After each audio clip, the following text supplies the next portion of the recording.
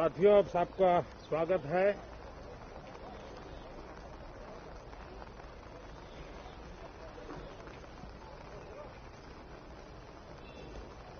और मैं आशा करता हूं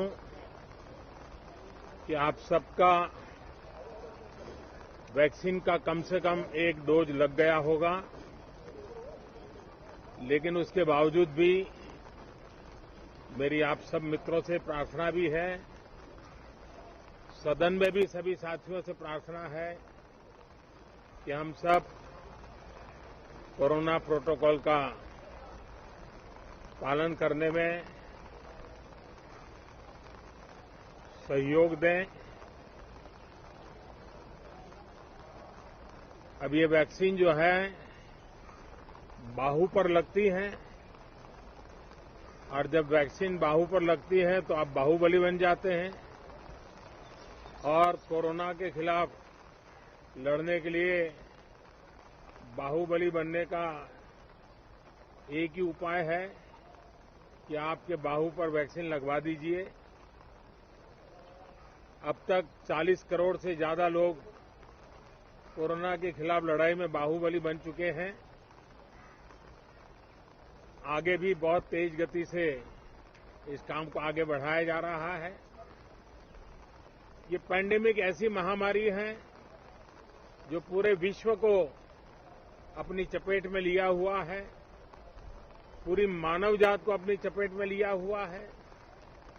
और इसलिए हम चाहते हैं कि संसद में भी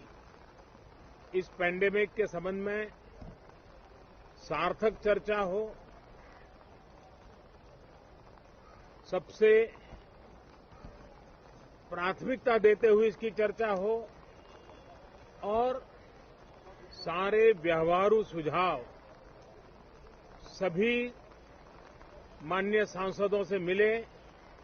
ताकि पैंडेमिक के खिलाफ लड़ाई में बहुत नयापन भी आ सकता है, कुछ कमियां रह गई हो तो उसको भी ठीक किया जा सकता है और इस लड़ाई में सब साथ मिलकर के आगे बढ़ सकते हैं। मैंने सभी फ्लोर लीडर से भी आग्रह किया है कि अगर कल शाम को वे समय निकालें तो पैंडेमिक के संबंध में सारी विस्तृत जानकारी उनको भी मैं देना चाहता हूं। तो हम सदन में भी चर्चा चाहते हैं और सदन के बाहर भी सभी फ्लोर लीडर से, क्योंकि लगातार मैं मुख्यमंत्रियों से मिल रहा हूं, अलग अलग फोरम में सब प्रकार की चर्चा हो रही है, तो फ्लोर लीडर से भी मैं चाहता हूं कि सदन चल रहा है तो एक सुविधाजनक होगा तो रूबरू मिलकर के उसकी बात होगी। साथियों, ये सदन परिणामकारी हो, सार्थक चर्चा के लिए समर्पित हो,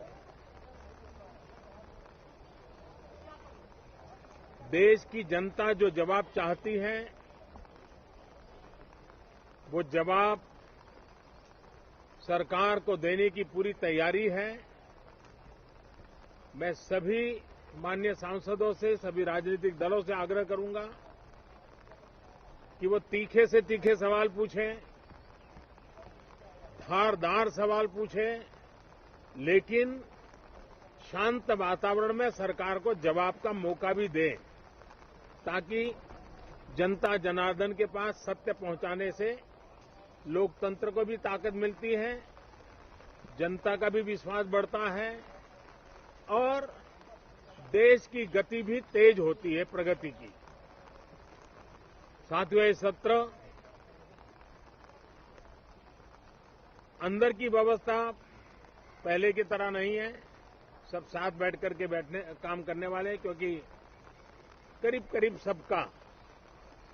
वैक्सीनेशन हो चुका है। मैं फिर एक बार आप सभी साथियों का बहुत बहुत धन्यवाद करता हूं